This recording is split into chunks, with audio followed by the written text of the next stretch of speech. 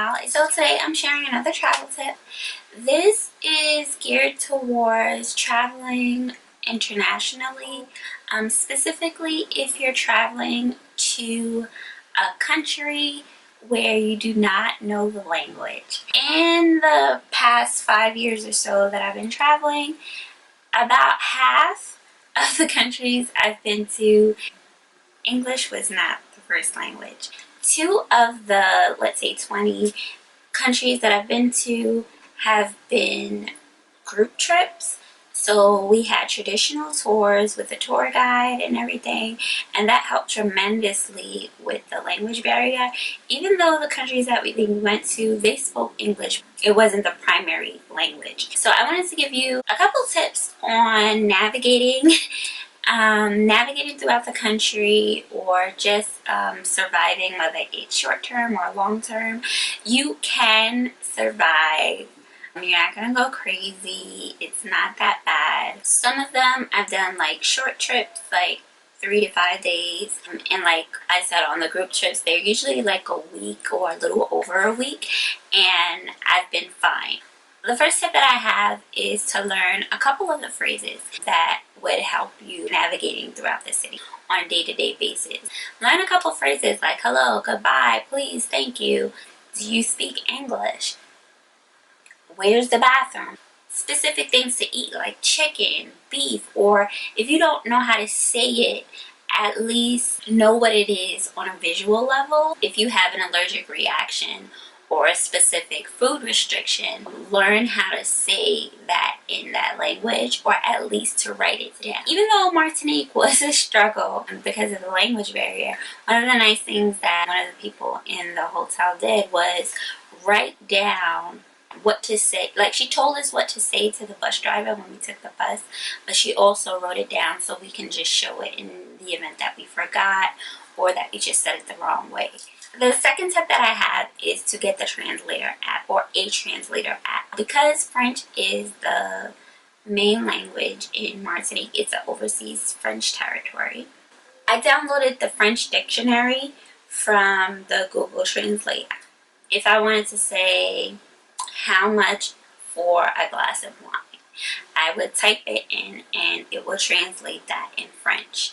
Or if I was at a restaurant and the menu is in French, I can use the camera and hover over it, and it will literally translate the words. It might not conjugate the whole sentence the way that you want it to, but that's fine. You can get a good idea of what it's saying, so you can order it in French, or you can at least point to it and say, this is what I want.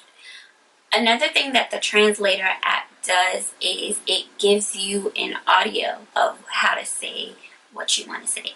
So again, going back to the wine, if I say how much for a glass of wine, I can type it in, it can give me the words, or it can give me an audio clip of how to say what I want to say in that specific language. So the third way that I would navigate a different country that I don't know the language of is utilize your host or the concierge service at the hotel, because they will be able to help you out. For the most part, where I've gone to where I don't know the language, like the concierge service in the hotel, they will give you recommendations of where to go and what to do and how to get there.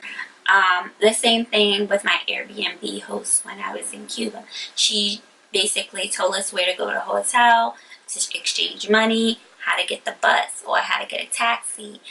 Another thing that was pretty helpful whenever I was going somewhere, and you might not always get this, but whether it be your host or people at restaurants or your hotel or Airbnb or wherever you're staying, sometimes you might get someone that is practicing English. So they would speak to you in English, or they would want you to speak to them in English so that they can answer back to you in English. This happened to me a lot when I was in Thailand and a lot when I was in Cuba. So it was helpful to interact with people within the restaurants and on the tours and our hosts, to interact with them in English because they wanted to practice English. You're not going to get that a lot, but when you do, it really, really helps.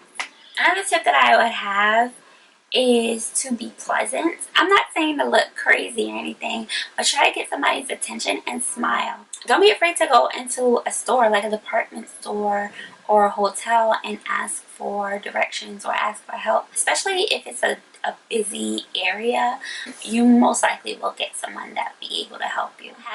As a solo traveler, people have been very accommodating for me if I don't know where I'm going, but I do like to prepare myself before going so that I don't have as much interaction, because I don't like attention on me. To me, I'm already a target because I'm by myself, so I don't want to draw more attention on me because I'm by myself. If you travel to other countries and the language is not English or your primary language, let me know what tips you have.